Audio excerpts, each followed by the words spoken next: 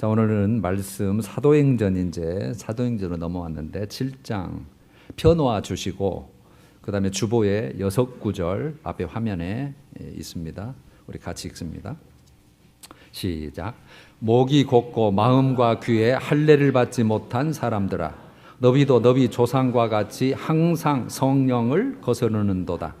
그들이 이 말을 듣고 마음에 찔려 그를 향하여 이를 갈거늘 말하되 보라, 하늘이 열리고 인자가 하나님 우편에 서신 것을 보노라 한데, 그들이 큰 소리를 지르며 귀를 막고 일제히 그에게 달려들어 성 밖으로 내치고 돌로 칠세. 증인들이 옷을 벗어 사울이라 하는 청년의 발 앞에 두니라. 사울은 그가 죽임당함을 마땅히 여기더라. 그 날에 예루살렘에 있는 교회에 큰 박해가 있어 사도 외에는 다 유대와 사마리아 모든 땅으로 흩어지니라. 아멘. 우리가 생명의 삶 큐티 말씀 그 내용대로 우리가 주일마다 말씀을 나누고 있잖아요. 그런데 이제 사도행전이 지난달 6월 중순부터 시작됐는데 그동안에 보훈 그다음에 감사절 때문에 오늘 첫 시간이에요. 그래서 오늘은 앞은 좀 뛰고 오늘은 이제 7장 6장 7장 쪽에 한번 같이 살피려고 합니다. 제목은 영광을 본 스데반, 하나님의 영광을 본 스데반, 그리고 거기에는 반드시 하나님의 뜻과 계획이 있다 하는 내용인데, 여러분 6장부터 이제 시작을 하는 거죠. 초대교회가 굉장히 부흥하다 보니까 사람이 많아져서 지도자를 뽑잖아요. 사도 외에 7 지도자, 그게 6장 내용인데, 성령과 지혜가 충만한 자 그리고 칭찬받는 사람 중에 너희들이 뽑아라. 그래서 이제 그 중에 이제 스데반이 5절에 소개되기를 믿음과 성령이 충만한 사람 스데반 그랬죠. 믿음도 충만하고 성령도 충만하고. 그래놓고 이제 10절로 와서 복음을 전하는데 사람들이 매수하여 5절 10절부터 보면 스데반이 지혜와 성령으로 말함을 그들이 능히 당하지 못했다. 그래서 사람들을 매수하여 모세와 하나님을 모독하는 말을 우리가 들었노라. 이제 거짓 증인을 세우는 거죠. 12절 백성과 장로와 서기관들을 충동시켜 와서 잡아가지고 공회에다가 거짓 증인들을 세우니 그가 성전과 율법을 거슬러 말했다 그 말이죠. 그래서 15절에 공회 중에 앉은 사람들이 다 스데반을 주목하여 보니 이렇게 딱 뚫어지게 쳐다보니 그 얼굴이 천사의 얼굴과 같더라. 천사의 얼굴처럼 보였다 그 뜻이에요. 이제 그래놓고 7장 넘어와서 이제 1절부터 50절까지 이스라엘 역사에 대해서 쭉 이제 설교를 하는 거죠. 내가 지금 전하는 게 뭔 줄 아느냐. 그래서 너희들이 금송아지 사건부터 하나님을 그렇게 배반했고 그 다음에 너희들이 우리가 말씀대로 살지 못해서 결국은 바벨론 포로까지 잡혀갔고 그걸 쭉 나열을 해요. 이스라엘 역사에 대해서. 결국은 예수 그리스도 예수님이 메시아시다. 그분이 하나님의 아들이시다. 지금 그걸 증언하려고 하는 거거든요. 그래놓고 이제 오늘 본문 51절이 이제 결론적으로 도는 부분이에요. 51절 봐요. 목이 곧고 마음과 귀에 할례를 받지 못한 사람들아. 지금 공회원들 앞에 놓고 하는 거죠. 가장 높은 사람들, 사내들인 공회원이면 재판, 행정 모든 결정기관이니까 굉장히 권력 있는 기관이죠. 힘 있는 자들. 그 앞에다 놓고 지금 담대하게 말하는 거죠. 목이 곧고 완고하다는 뜻인데, 요건 목이 곧다는 표현은 출애굽기 33장에 이스라엘 백성들이 금송아지를 만드는 사건이 나오거든요. 그 금송아지 사건 때 붙여주신 하나님이 붙인 그런 명칭, 별명이에요. 목이 곧은 백성이다, 완고한 백성이라는 뜻이고, 마음과 귀에 할례를 받지 못한 사람들, 그러니까 과거 범죄한 이스라엘을 묘사할 때 쓰는 표현이에요. 마음과 귀에 할례를 받지 못했다. 그러면 할례는 여러분 우리가 알잖아요. 언약 백성의 증표죠. 표피를 잘라가지고 피를 흘리고 그걸 통해서 항상 내가 언약 백성이다. 하나님은 네가 내 백성인 것을 증표로 그렇게 했다. 이렇게 증표로 삼는 건데, 여러분 우리가 말하자면 세례와 또 비슷한 거예요. 그냥 물 붓고 침례를 하든지 물을 적으면 머리를 붓고 세례를 하든지 할례와 세례는 똑같은 의미인데 로마서 8장 28절이 엄청 중요한 거예요. 이렇게 됐어요. 무릇 표면적인 유대인이 아니요 이렇게 했거든요. 표면적이면 겉사람이란 뜻이에요. 외모, 혈통이 나 유대인이다. 나는 이스라엘에서 태어났다. 그런 거. 표면적인 유대인, 겉으로 드러난 유대인. 그 다음에 표면적인 육신의 할례했잖아요. 표면적으로 육신의 할례, 그 의식, 표피를 뵌 거, 그것이 유대인이 아니요 할례가 아니라 그 앞에 뭐가 빠냐? 진정한 유대인이 아니고 진정한 할례가 아니다. 이렇게 됐어요. 그래 놓고 29절로 와서 그러면 누가 진정한 유대인이고 누가 진정한 그럼 할례냐? 그랬을 때 오직 이면적인 속이란 뜻이에요. 겉과 속이란 뜻이에요. 표면적, 이면적. 겉과 속. 속이 유대인, 속 사람이 유대인이 진정한 유대인이고 할례는 마음의 할지니 그랬어요. 마음의 할지니. 그러니까 마음이 정말 하나님을 사랑하고 경외하고 인정하고 마음에 그런 게 진짜 돼야지 그냥 세례 받았다고 교회만 왔다 갔다 한다고 할례 받았다고 그게 진정한 하나님의 백성이 아니다 그런 의미예요. 그래놓고 너희도 너희 조상과 같이 항상 성령을 거스르는도다. 하나님을 대항하는도다. 하나님을 배제하고 대항하고 반대하고 그런 상태. 그래놓고 52절 53절에 보면 너희 조상들이 선지자들 중에 누구를 박해하지 아니하였느냐. 그러니까 모든 선지자는 박해했다는 거죠. 왜 그랬을까요? 듣기 싫은 소리 하니까. 평안이다, 복 받는다 그런 소리는 좋잖아요. 그런데 너 이렇게 가다가 큰일 난다, 망한다, 포로로 잡혀간다, 하나님께서 징계하신다 듣기 싫잖아요. 그래서 저놈 죽일 자다 해서 다 죽였다는 뜻이죠. 박해하지 아니하느냐. 그래놓고 의인이 오시리라 예고한 자. 여기서 의인은 이제 메시아 예수님을 얘기해요. 메시아가 오시리라 예고한 자들 그들이 즉 너희 조상들이 죽였고 이제 지금 앞에 있는 이제 너희들도 그 의인 즉 메시아 예수님을 잡아 준 자요 살인한 자가 되나니. 그래서 전부 다 배척에서 십자가에 못 박아 죽은 데 다 동참한 찬성한 자들이잖아요. 살인자가 되나니 53절 너희는 천사가 전한 율법을 받고도. 여러분 구약 율법은 갈라디아서 3장 19절도 그렇고 히브리서 2장 2절도 그렇고 천사가 전하여 준 말씀, 천사를 통하여 주신 말씀 그렇게 표현을 해요. 그러니까 모세가 즉바로 하나님을 뵐 수는 없기 때문에 중간에 천사를 집어넣는 거예요. 천사가 전한 율법을 받고도 지키지 아니하였도다 하니라. 그러니까 여러분 결국 스데반이 그 앞에 서서 담대하게 뭘 하는 거예요? 유대인의 죄를 지적하고 책망하는 거예요. 너희들은 지금 이렇다는 거죠. 그러니까 듣기 좋은 말만 하는 게 아니라 정확하게 그들의 상태를 지금 그 죄를 들추어내서 지금 책망하는 것인 거죠. 그러면 그들의 반응이 어떨까요? 54절이죠. 그들이 이 말을 듣고 마음에 찔려 그를 향하여 이를 갈았다. 여러분 마음에 그 찔렸단 말을 성경에 두 가지례로 나오거든요. 사도행전 2장 37절에 보면 마음에 찔려 형제들아 우리가 어찌 알고 회개 쪽으로 하나님의 쪽으로 맞다 이렇게 빛 쪽으로 온 자고 여기서 마음에 찔린 것은 격분하는 거예요. 싫어서. 그래서 그를 향해 이를 간다. 극도의 분노를 표현한 거예요. 요놈 봐라 이거 저놈은 죽일 자다 이런 거죠. 그런 두 가지 반응이 나와요. 그러니까 이 들었을 때 정말 좋은 기회잖아요. 마지막 기회일 수도 있고.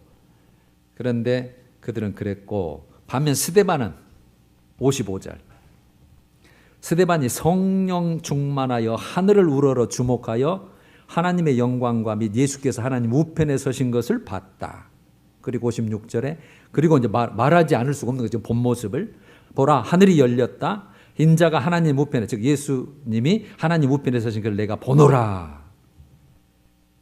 그리고 이에 어떻게 해요? 57절로 가보면 그러니까 그들이 큰 소리를 지르며 귀를 막고 일제히 그에게 달려들었다. 여러분 이게 그 번역에서 순서가 바뀌었네요. 그들이 귀를 막고 큰 소리를 지르며 달려들었다 이렇게 되죠. 여러분, 귀를 막는다는 뜻은 신성 모독죄를 하거나 하나님을 모독할 때는 그 말을 들으면 자기도 부정하게 되기 때문에 그들은 막아야 돼요. 부정한 말을 하면. 신천지가 지금 그거 써먹고 있어요. 우리 설교 안 들어요. 그래서 귀 막고 있고 엉뚱한 데 하고 막 다른데 헛짓거리 하는 거예요. 예, 똑같이. 그러니까 귀를 막고, 저는 이런 말은 들어서는 나도 부정해지고 나도 그렇게 될다 싶어서 귀를 막고 일제히 소리지고 달려들었다. 거기에 여러분 그 사울이 이제 그게 포함이 되는 거예요. 보면 8장 1절에 사울이 그가 죽임당함을 마땅히 여겼고, 3절은 사울이 교회를 잔멸할세. 이제 그 잔당들도 내가 싹 잡아 넣어야 되겠다. 잔당들도 잔멸할세. 각 집집마다 들어가서 남자와 여자를 끌어다가 결박해서 옥에 넘기니라. 이렇게 됐어요. 그러면 스데반의 순교의 모습이 59절 60절이죠.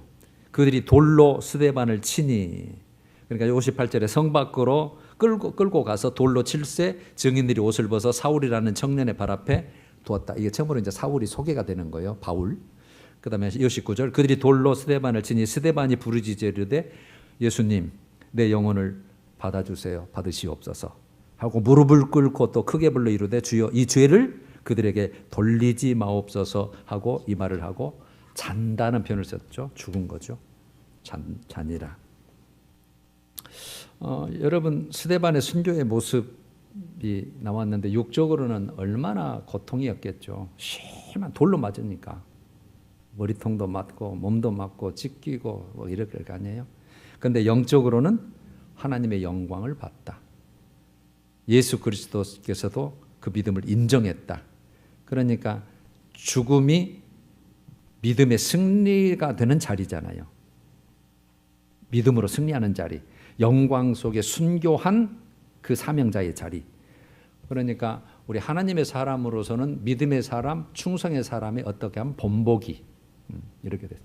자, 이 내용이었어요. 오늘 본문이요. 자, 이 내용을 우리에게 어떤 교훈을 주는가 같이 이제 살펴요. 여러분, 하나님은 충성된 믿음의 사람, 믿음의 사람인데 충성된 사람인데 믿음의 사람을 스데반을 택하시고 하나님의 뜻대로 쓰신 거예요. 누구의 뜻대로 쓰셨다? 하나님의 뜻대로 쓰셨다. 그러니까 이걸 바꾸면 이제 스데반의 입장에서 보면 하나님께서 정말 귀하게 쓰임받는 인생이 되었다. 사명자로서 소명자로서. 그러니까 하나님의 특별한 복을 받는 인생이다. 스데반의 편에서 보면. 그러면 여러분, 하나님은 스데반을 어떤 상황까지 오늘 쓰셨나요? 어느 환경까지? 이게 스데반으로서는 하나님으로부터 어느 모습까지, 어떤 상황까지 쓰임 받았나? 순교의 자리였잖아요. 죽음의 자리. 그 죽음의 자리, 그 모습을 보면서 예수님은 그 광경을 보시면서 감동하신 모습이 나오잖아요. 하늘 보좌 우편에 항상 하늘 보좌에 앉아 계셨다. 성경에 다 그렇게 표현했는데 일어서셨다. 그 모습으로 얼마나 감동되셨는지, 말하자면 아브라함이 독자 이삭을 드려서 감동되신 것처럼 그 모습을 보시고, 와, 정말 너는 나하고 딱 맞다. 너는 꼭 내 모습이다. 이런 모습으로 감동되신 모습을 본 거죠. 그러면 여러분, 우리는 항상 의문을 갖잖아요. 아니, 그렇게까지 그 충성된 일꾼을, 훌륭한 인재를 왜 그렇게 죽이면서까지 그렇게 해야 되는가? 저는 항상 그 의문을 던지거든요. 왜 그렇게 하나님 죽이세요? 쓸 일도 많고, 쓸 일도 장소도 많을 것이고 때도 많을 텐데. 여러분, 예수님께서 한 알의 미랄이라는 표현을 쓰시죠. 한 알의 미랄이 많은 사람을 위하여, 많은 열매를 위하여 땅에 떨어져 죽는다는 표현을 쓰면서 예수님 본인 자신이 죽음의 본을 보이신 거잖아요. 죽음의 본. 예수님 자신이. 그런 것처럼 성도가 여러분 믿음의 여정 가운데서 가장 복된 사명에, 복된 자리, 복된 기회가 뭘까요?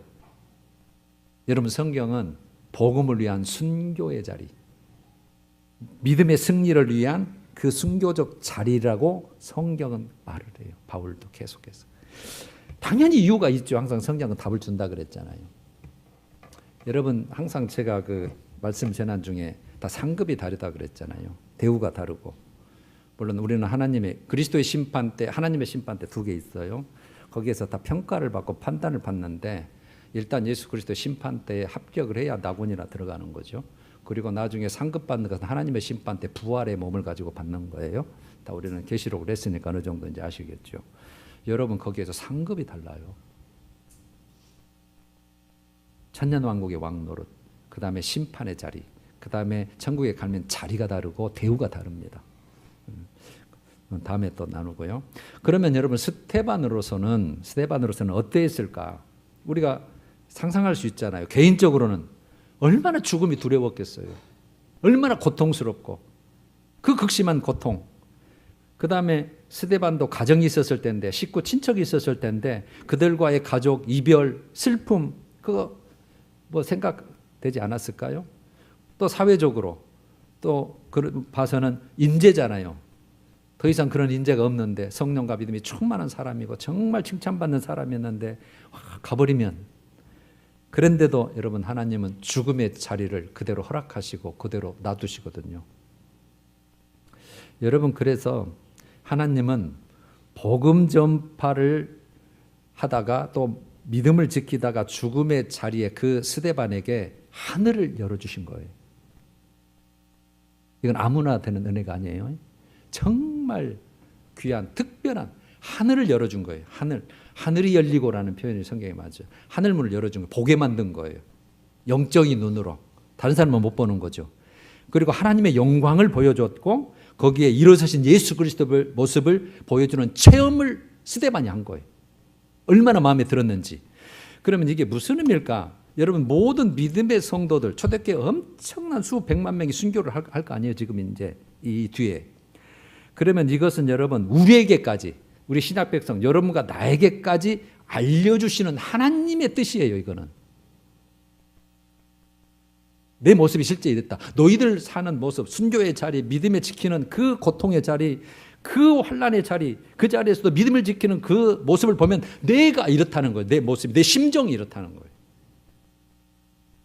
그러니까 여러분 59절 60절 같이 스데반이 그 모습을 보니까 극심한 고통에 있고 이별의 슬픔은 있겠지만 그 산 소망 중에 와 진짜 내가 믿었는데 정말 내가 소망만 가지고 있었는데 눈으로 본 거잖아요. 지금 그 산 소망 중에 충만한 기쁨을 가지고 평온한 죽음을 맞이한 거잖아요. 그러면서 어떻게 해요? 자기 영혼을 주님께, 내 영혼을 주님 의탁합니다. 다 맡기는 거죠. 죽음을 담대하게 기쁨으로 좀 맞이하는 것이고, 또 죽이는 자 그것에 대해 긍휼과 용서를 구하잖아요. 저들을 몰라서 그렇다는 거, 몰라서. 하나님 저들 죄를 돌리지 마시고 용서해 주옵소서. 어떻게 보면 여러분 지금 12사도가 있잖아요. 먼저 예수님께 뽑힌, 먼저 순교하는 게 그들이 마땅한데도 하나님은 첫 순교자로 스데반을 택하신 거예요. 샘플로, 본보기로, 견본으로 스데반을 택해서 주를 위한 삶과 죽음, 복음을 위한 삶과 죽음, 또 믿음을 위해 삶과 죽음이 얼마나 영광스러운가를 여러분 우리에게까지 지금 보여주시는 거예요. 우리에게까지. 그래서 여러분 오늘 오후에는 사도행전 5장에 아나니아 삽비라 사건이 나오죠. 엄청나 그 의미가 중요한 거거든요. 정말 중요하거든요. 오후에 그래서 좀 나누려고 그래요. 교회 공동체, 거룩함, 거룩성 정말 중요한 내용이에요. 여러분 그러니까 이런 것들을 보면 한 생명, 한 영혼, 한 가정, 한 어떤 집단 그걸 살리기 위해서 정말 하나님의 크신 일들, 크신 열매를 맺게 되는 데는 꼭 뭐가 필요하냐면 어떤 사람의 헌신이 필요하고 어떤 사람의 눈물이 필요하고 어떤 사람의 핏값이 필요하다는 거예요. 그냥 이루어지는 게 아니에요. 거기 값은 너무 가치가 있기 때문에. 그래서 예수님이 그 하나님의 목숨값, 그러니까 우리는 공짜로 그냥 은혜를 받으니까 믿음으로 그냥 신분이 변화되고 이렇게 되니까 그 엄청난 어떤 세상의 어떤 것으로도 그것을 이룰 수 없는 값어치이기 때문에 그건 하나님밖에 못하기 때문에 그냥 해놔버린 거거든요. 그러니까 너무 값싼 은혜라고 생각하는데 이거 천만에. 그래 내가 내 목숨으로 너를 샀다 그렇게 표현을 해버렸잖아요. 내 목숨으로 너를 샀다. 그만큼 여러분 우리 은혜는 처음에 하나님의 백성 자녀가 되는 그 은혜는 너무너무 큰 겁니다. 이제 우리가 그 은혜를 받은 자는 이제 믿음의 시작이고 우리의 정말 이런 믿음을 잘 지켜서 결국은 하나님의 그 구원의 자리 거기에서 꼭 여러분 합격하고 정말 하나님의 칭찬을 받는 삶을 살아야 돼요. 지금 시작이에요. 다 이루어진 게 아니라 이루어 가는다. 성경이 항상 이루어 간다 그래요. 이루어 간. ing형입니다. 그러니까 여러분 가정을 예를 들어서 하나님의 어떤 구원시킨다 할지 어떤 생명을 했다 할지 거저 이루어지는 게 절대 아니에요. 교회도 여러분 거저 세워지는 게 절대 아닙니다.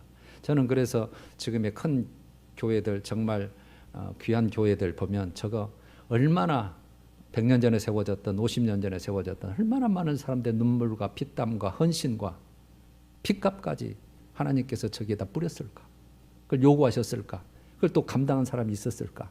나는 그게 정말 굉장히 감사가 되고 또 우리 저희 교회도 마찬가지 누구의 헌신과 눈물과 이게 있어야만이 하나님은 그 위에 세우시는 거예요. 교회는 그렇게 돼 있어요. 생명을 태동시키는데 살리는데 여러분 그냥 공짜로 살리는 건 아니에요. 우리가 또 여러분 살펴볼 게 하나님께서 택하시고 사용하신 사람들 그래서 이제 어떤 자세로 우리가 임해야 되는가 필수적인 게 뭔가 이제 우리에게 이제 필요한 거죠. 그건 하나님께서 이제 우리를 택해서 딱 쓰신다고 한다면 내가 어떤 자세로 돼야 되는가. 스데반을 쓰셨던 것처럼 스데반이 어떤 자세를 취했냐는 거죠. 우리도 어떻게 하나님께서 허락하신 그 자리, 하나님께서 요구하신 그 자리, 하나님께서 원하신 그 자리, 하나님께서 명령하신 그 자리에서 우리는 오직입니다. 순종할 뿐입니다. 오직 이해가 되든 안 되든 이해가 되는 상황이든 아니든 계산이 되든 안 되든 우리 머리로 우리는 여러분 상황 판단할 자격 필요가 없어요. 사실은 내가 여기서 죽으면 복음 전파 누가 하지? 어떻게 되지? 그 결과는 어떻게 되지? 이거 생각할 필요가 없다고요. 우리 할 일은 그냥 그 순종하는 일이 성공처럼 보여도 그 순종하는 일이 실패처럼 보이든 우리는 관계없어요. 그냥 하나님의 뜻대로 순종할 뿐이에요. 하나님 그 자리를 요구하시면. 이게 필요한 거예요. 그래서 제가 항상 믿음의 결단이 그만큼 소중하다 그런 거죠. 이게 하나님이 원하시고 기뻐하실 뜻이라면 절대 그것은 우리에게 육신을 거슬리는 일이기 때문에 싫어요. 손해돼요. 내려놓지 않으면 안 돼요. 포기하면 안 돼요. 뒤로 내 일을 미루면 안 되는 거예요. 근데 그게 꼭 필요하거든요. 그걸 주님이 요구하시거든요. 그걸 믿음이라고 그러고 그걸 믿음을 주님께서 칭찬하시고 그 믿음을 보상해 주시고 그걸 인정해 주신다는 거거든요. 왜 그럴까? 왜 우리는 순종만 해야 될까? 여러분 하나님의 분명한 계획이 있기 때문에 그래요. 하나님의 분명한 계획이 있어요. 본문 1절 중반에 이렇게 됐죠. 8장 1절에 그날에 예루살렘에 있는 교회에 큰 박해가 있어 사도 외에는 다 유다와 사마리아 모든 땅으로 흩어지니라. 그러죠. 안 죽을라니까. 잡히면 죽으니까 야 어떻게 이제 살아야 주님의 일을 할 것 아니냐. 스데반은 순교를 당했지만 죽었지만 우리는 정말 몸이라도 보존하자. 그래서 흩어진 거예요. 그 다음에 여러분 무슨 일이 일어납니까? 근데 우리가 본문을 쭉 여러분 큐티를 하셨으니까 오늘 큐티 한두 권 남았으니까 꼭 가져가세요. 없으시면은 제가 한 권 보관하고 있고 여러분 빌립이 소개가 됐잖아요. 지도자 중에 빌립은 사마리아에 복음을 전파해서 사마리아도 복음을 받고 성령을 받는 사건. 그 다음에 하나님께 명령 순종해서 이디오피아 내시 그 국고를 맡은 그 내시를 만나서 복음을 전해서 세례를 주는 사건. 그래서 북아프리카가 복음이 전파되는 사건이 벌어지고 그 다음에 9장에 와서 사울이 회심을 하잖아요. 오늘 새벽 큐티 본문이네요. 사울이 회심을 해서 하나님께서 그렇게도 예수 믿는 자를 잡아 죽이는 그 자, 아까 마땅히 여기는 자, 그 자를 하나님께서 헷가닥 바뀌어가지고 이것은 이방인을 위해서 임금들과 이스라엘 족속을 위해서 택한 나의 그릇이다. 그렇게 해버리시. 그러니까 하나님이 일하시. 이런 계획이 주님이 있으신데 스데반 알까요, 모를까요? 모르고 죽은 거예요. 제자들은 알고 흩어질까요, 모르고 흩어질까요? 모르고 흩어져. 일단 목숨을 부지해야 되니까. 그러니까 여러분, 스데반 순교는 한마디로 말하면 복음의 엄청난 확산의 계기가 됩니다. 1장 8절처럼 예수님께서도 승천하시기 전에 이런 말씀하시거든요. 온 유대와 사마리아와 땅끝까지 이르러 너희들은 내 증인이 된다. 성령 받고 나면 그렇거든요. 그래놓고 이제 사울이 그 회심하고 나서 9장 31절 마지막 절 정도 보면 그리하여 온 유대와 갈릴리와 사마리아 교회가 평안하여 든든히 서가고, 그때까지는 막 이를 갈면서 누가 예수 믿어, 누가 어느 집이야 막 잡으러 다녔으니까 막 덜덜 떨었는데 바울을 회심을 딱 시키고 나니까 평안하여 든든히 서가고, 어디 가요? 유대, 갈릴리, 사마리아 교회가 주를 경외함과 성령의 위로로 진행하여 수가 더 많아져. 하나님은 이런 계획을 가지고 계십니다. 순교할 때는 안 보였죠. 그리스도인들이, 예수 믿는 자들이 하나님 어떻게 이런 일이 어떻게 죽입니까? 그럴 수 있습니까? 그럴 사람도 있을 수 있겠죠.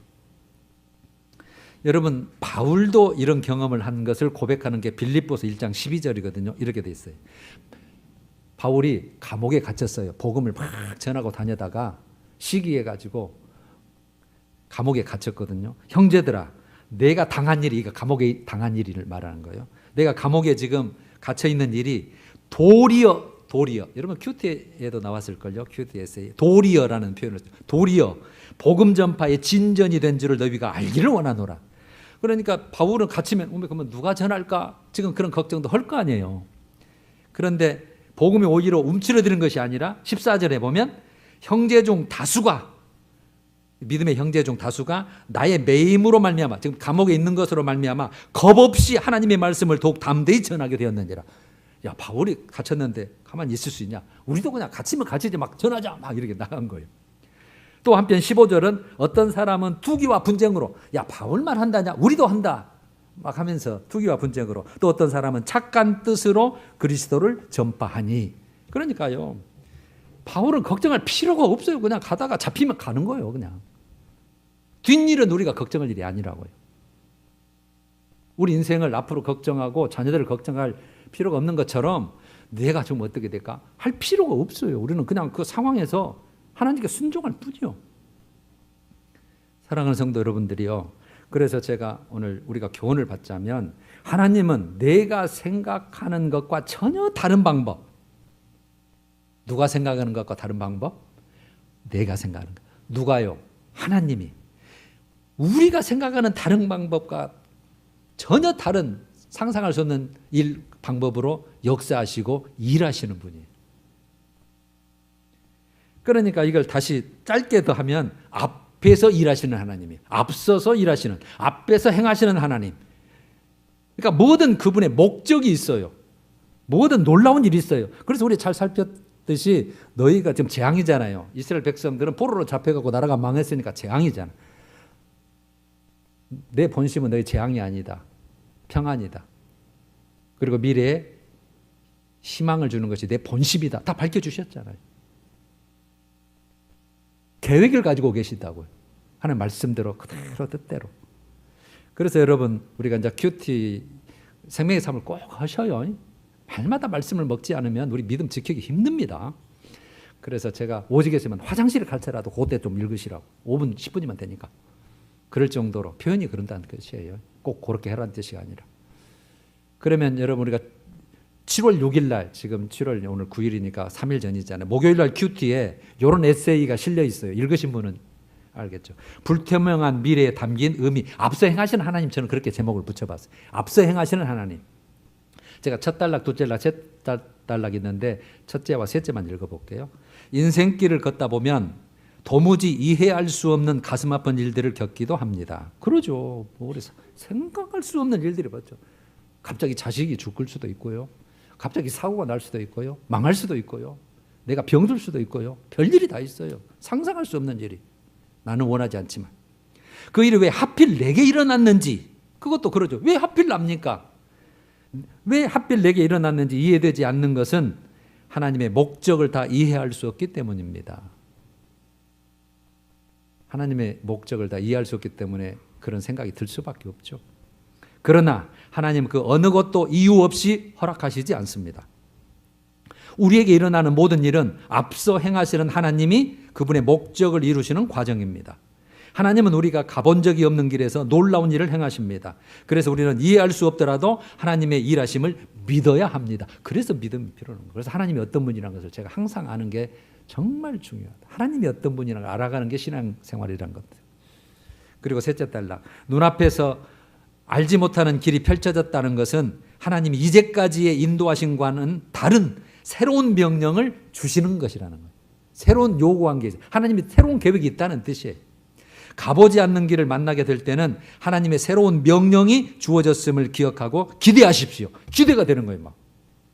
하나님은 어떤 분인지 아니까. 못하실 리 없는 분이 아니까. 죽이는 자를 살리고 없는 자를 있게 하시고 낮추기도 죽이기도 하는 분이시니까. 기대가 되는 거예요. 막. 아, 하나님이 그러신 분이니까 나에게 일을 주신 이유가 있겠지. 앞서 행하시는 하나님은 단계마다 꼭 필요한 명령을 신속하게 주십니다. 우리 앞에 놓인 불투명한 미래는 하나님의 비상하고 새로운 명령을 들을 수 있는 기회입니다. 여러분, 우리나라 복음의 역사가 이제 100여 년, 길게는 막 130, 170년, 이제 천주교까지 합하면 그렇게 봅니다만, 우리 개신교로 보자면 토마스 선교사를 거기서부터 시작이라고 봐야 돼요. 영국 선교사죠. 토마스 선교사인데 미국 제너럴 셔먼으로 상선을 타고 대동강으로 들어오죠. 문물을 열어라. 그리고 이제 이 선교사는 그 배를 얻어 타고 온 거예요. 그런데 그때는 배척했잖아요. 그래서 그것을 침몰시켜 버립니다. 그러니까 그 다음에 사람들 잡아다가 다 목 잘라 죽이는 거죠. 한 20여 명 다. 그러니까 미국 배잖아요. 그래서 미국이 이걸 가지고 배상을 요구하죠. 힘이 있으니까. 그래서 맺어지는 게 뭐냐? 조미통상조약이 맺어져요. 도미통상조약이. 그런데 여러분, 이때 순교한 이 토마스가 몇 세인지 압니까? 26세입니다. 1866년에 이런 일이 이루어졌는데 1840년생이거든요. 그러니까 26살 때 청년의 몸으로 복음을 전하러 왔다가 지금 순교를 당한 거예요. 할 일도 많은데 복음도 전해야 되는데 전하기 전에 그냥 그 성경 보따리 그거는 헷가닥 덤겨주고 그냥 죽은 거예요.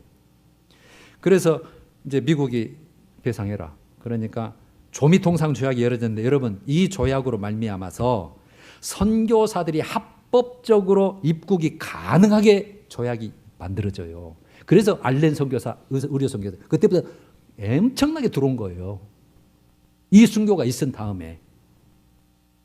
그리고 그 성경 보따리를 받은 그 죽이는데 그 군인은 박충권이는 나중에 예수 믿는 자가 되고 얘는 또 간증들이 쭉 나오죠. 여러분, 죽여서 왜 죽일까? 우리는 당연히 그런 의문을 갖죠. 하나님의 계획이 있어. 누군가 씨를 뿌려야 돼. 누군가 핏값을 해야 돼. 26살 토마스야, 네가 죽어줘야 되겠다. 그 말이. 감사합니다. 그리고 너는 네 영혼은 내가 앞으로 바라지도 않는 영광으로 내가 채워줄게. 하나님의 약속이 있잖아. 그걸 못 믿으면 도망가야겠죠. 여러분, 정리해 볼게요. 하나님은 항상 앞에서 일하시는 분이에요. 하나님은 항상 우리 앞에서 계획을 가지고 행하시는 분이에요. 이게 여러분, 우리의 오늘 가져가야 될 것. 우리 앞에서 계획이 있으셔요. 너 한번 죽어봐라. 너 한번 연금 봐봐라. 이런 분이 아니라고요. 그런 상황이 있다 할지라도 뭔가 나를 훈련하든지 연단하든지 만드시든지 거룩하게 하든지 의와 거룩한 열매를 맺게 하시든지 깨닫게 하시든지 회개하게 하든지 뭔가 뜻이 있는데 더 좋은 미래와 희망과 평안을 주는 그런 계획을 딱 가지고 계시고 우리에게 요구하시니까 앞에서 행하시고 계획하시는 분이시라고요. 그런 하나님을 우리는 섬기고 있고 소유하고 있는 거예요. 할렐루야. 그래서 우리는 지금 일을 잘 모르죠. 왜 하나님이, 우리는 지금 당장 육신의 일만 고통스러우니까 왜 하나님이 이러는데 우리는 여러분 이제 그 단계에서 벗어나야 돼. 그래서 제가 항상 문턱을 넘었으면 좋겠다. 문턱이 여러 개겠죠? 단계가 있다면 한탕 넘으면 또 그다음에 한탕. 그런데 그때 넘을 때마다 하나님이 주신 평안이 있고 복이 있고 하나님이 일하실 것이 있고 그걸 체험하고 경험하게 되니까 그렇게 안 할 수가 없는 거예요. 믿음의 삶이라는 게. 안 넘으니까 순종이 안 되니까 하나님을 체험하고 경험하지 못한 거예요. 계획이 있는데 네가 넘어봐, 순종해봐. 그러면 내가 일할게. 그걸 보는데 안 하거든요. 그래서 답답한 거예요. 누가 답답해요? 예수님이, 하나님이 답답해. 너 시간만 간다. 나는 기다려줄 수 있다. 1000년 만년. 근데 너는 못 기다리잖아. 너 100년밖에 못 살잖아. 그리고 지금 너 언제 내가 부를지 모르잖아. 우리 믿음도 마찬가지, 순종함도 마찬가지고 헌신도 마찬가지고 언제 부를지 모르니까. 그래서 여러분 우리가 그러면은 그 하나님이 일하시고 행하시고 한 것이 우리에게도 똑같이 지금도 적용이 되는데 우리에게도 똑같이 이렇게 지금 작동하고 있는데 우리가 그럼 할 수 있는 일이 뭐냐는 거죠. 어떻게 해야 되냐는 거죠. 오늘 우리가 이걸 가져가야 되니까. 자, 하나님은 우리 앞서서 나를 사랑하시고 택하셨고 주님 것으로 삼았으면 반드시 하나님은 뭔가 주시려고 하나님의 뜻을 이루시려고 그 계획을 가지고 지금 우리를 관리하고 운영하고 지금 이 주관하고 계시는데 우리가 할 일이 있을 거 아니에요. 그걸 요구하시니까. 우리가 할 것은 여러분 우리가 생각하는 것은 조건에 맞는 것이 뭐든지 방법을 구하는 것이 뭔지 때가 어느 때입니까라고 구하는 것이 뭔지 우리는 그거하고 상관없어요. 하나님의 때 우리가 때가 다르니까요. 방법이 하나님의 방법 우리가 방법이 다르니까요. 조건이 우리는 맞으면 할게요. 좋으면 할게요. 이러잖아요. 그 조건 하나님은 그거 따지지 않아요. 그래서 어떤 조건 상황에서도 어떤 때라도 우리에게 요구하는 게 뭐냐면 하나님의 뜻을 구하는 거예요. 때를 구하지 말고 방법을 구하지 말고 조건을 구하지 말고 하나님의 뜻이 뭐냐는 거예요. 뜻이. 하나님 뭘 요구하느냐는 거예요. 여러분 우리는 다 그렇게 믿음이 있기 때문에 성령 하나님이 여기에서 계속 우리 감동 콩닥콩닥하고 막 우리를 막 녹하고 계시기 때문에 다 깨달을 수 있어요. 믿는 자들은. 성령님이 하신 일이 그 일이요. 말씀을 깨닫게 하고 네 믿음대로 살게 하는 방법.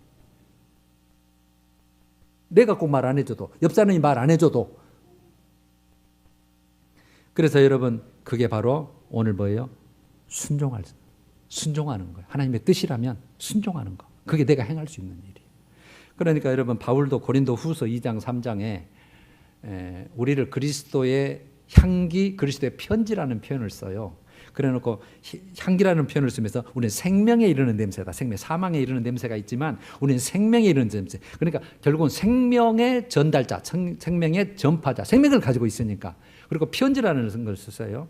편지는 잉크로 종이에 쓰는 거지만 하나님은 우리에게 영으로 너희 마음판에 썼다. 그러잖아요. 마음판에. 그래서 너는 편지다. 사랑의 편지. 생명을 전하는 편지. 그런 편지라는 뜻이잖아요. 그래서 여러분 6월 27일 날 여러분들 큐티 에세이에 보면 마지막까지 복음을 전하는 이유 제가 이걸 읽고 마칠게요. 폐암에 걸렸네요. 예수님을 믿지 않다가 어떤 사람이 폐암에 걸렸어요. 이후로 교회에 출석하신 분이 있었습니다. 예수 그리스도의 복음을 받아들이고 주님을 믿으며 열심히 성경 공부를 하면서 믿음이 자랐어요. 그런데 돌아가시기 며칠 전에 이분이 천국을 봤습니다. 야, 이것도 은혜예요. 은혜죠. 이런 분들이 많이 있잖아요. 우리 주위에 그 간증을 보면. 근데 우리가 다 믿을 수는 없지만 참고사항이죠. 그러나 진짜 천국은 계시록 21장에 2장에 잘 나와 있으니까 참조할 수는 있죠. 돌아가시면 며칠 전에 이분이 천국을 봤습니다. 거기에는 주님이 보여주시는 생명책이 있었습니다. 이것도 여러분 성경적이잖아요. 생명책이 있어요. 그 생명책에는 자신의 이름뿐만 아니라 아는 성도들의 이름도 기록되어 있었습니다. 그러니까 아직 오지 않는 그 사람의 생명책도 있는 거예요. 이분이 돌아가시기 직전까지 한 일은 가족과 친척들을 불러 전도하는 일이었습니다. 하나님 나라의 생명책에 이름이 기록되어 있지 않으면 누구도 천국에 들어갈 수 없다. 그러니 반드시 예수님을 믿어 하나님 나라의 생명책에 이름이 기록되어야 한다라고 전했습니다. 그는 생을 마감할 때까지 가족과 친척들을 전도했습니다. 고통으로 힘겹게 버티는 순간에도 구원받은 사실을 생각하며 기뻐했고 하나님 나라를 꿈꾸며 마지막까지 복음을 전했습니다. 신앙생활의 최대 위기는 핍박이나 환난이나 고난이 아닙니다. 천국에 대한 소망이 사라지고 천국에 대한 소망, 구원의 기쁨이 사라지고 구원의 기쁨, 성령으로 인한 기쁨이 사라지는 것입니다. 그러니까 아까 같이 체험을 못하는 거예요. 하나님이 살아계신 것을. 믿는데 세상 사람하고 똑같이 살기 때문에 그 방법으로 내 방법으로 살기 때문에 하나님이 일하실 수가 없는 거예요. 물론 여러분 하도 불쌍하면 일해 주실 수도 있어요. 그분은 마음이시니까. 그러나 대체적으로 성령으로 말미암은 기쁨으로 성난 파도처럼 밀려오는 세상의 두려움을 이겨내길 간절히 소망합니다. 이런 글을 여러분들이 기억나실 거예요. 여러분 뭐 우리나라 할머니면 좋겠는데 마지막 캐나다 할머니가 이런 일을 하셨네요. 할머니 이야기. 할머니는 자기 집 근처에 학교로 등교하는 학생들을 향해 12년 동안 손을 흔들어 줬답니다. 유리창 내다보고 아침에 등굣길에 안녕 얘들아 반가워 이랬다는 거죠. 할아버지와 함께 살 때부터 시작해 할아버지가 돌아가신 후에도 홀로 학생들을 향해 아침마다 손을 흔들어 줬습니다. 그렇게 12년을 지낸 후 할머니가 요양시설에 들어가는 날, 이제 요양시설에 이제 들어가냐, 혼자 사니까 이제 안 되는 거죠. 수백 명의 학생이 감사의 내용이 적힌 팻말을 들고 찾아와 감사의 인사를 전했습니다. 우리는 당신을 사랑해요. 할머니 고마워요. 빅켓을 들고 막 감사하러 온 거예요, 지금. 건강도 힘도 없는 한 할머니의 손 흔들기가 얼마나 많은 학생에게 위로와 힘이 됐는지를 증명해 주는 이야기입니다. 복음을 실천하는 일이 과연 어려울 일일까요? 복음을 실천하는 삶, 하나님의 뜻대로 사는 삶을 너무 거창하게 생각하는 건 아닌가 생각해 봅니다. 대개 복음을 실천하는 삶으로 먼 나라로 선교를 가거나 엄청난 금액의 헌금을 하는 일, 남을 위해 생명을 희생하거나 놀라운 지식으로 설교를 하는 일 등을 떠올립니다. 아닙니다. 그런데 사람을 돕고 위로하고 사랑하는 일은 그리 어려운 일이 아닙니다. 곧 요양원에 가야 하는 노인도 할 수 있는 아주 쉬운 일입니다. 지금 내가 복음을 위해 실천해야 할 일은 바로 그런 일입니다. 그래서 오늘 여러분 그걸 가져가야 돼요. 내가 지금 할 수 있는 일이 뭐냐는 거죠. 할 수 있는 일. 지금 할 수 있는 일. 그러니까 우리는 제가 예를 들면 항상 웃는 얼굴, 웃는 인사, 웃는 친절 할 수 있잖아요. 돈 드는 것도 아니잖아요. 그러니까 어떻게 보면 여러분 얼굴은 그 사람의 상징이잖아요. 그러니까 행복한 그리스도인의 표정 할 수 있는 거잖아요. 그래서 우리는 성경을 읽지만 세상은 우리를 읽어요.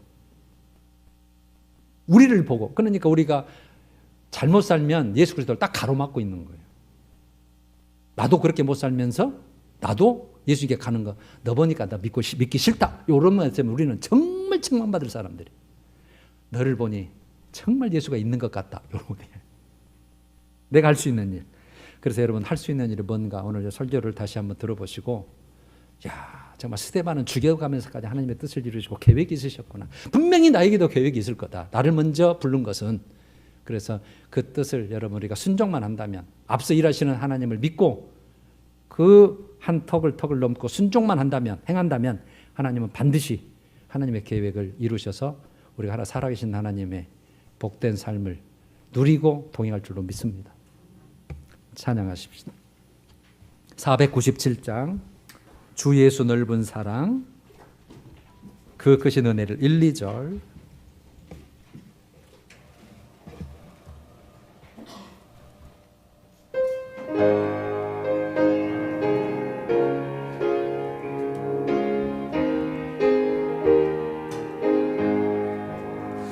주 예수 넓은 사랑 그 크신 은혜를 나 힘써 전함은 참 기쁜 일일세 주 예수 복된 말씀 생명과 진리여 내 맘의 갈급함을 다 채워주시네 예부터 전한 말씀 주 예수 크신 사랑 나 항상 전파하기 참 기뻐하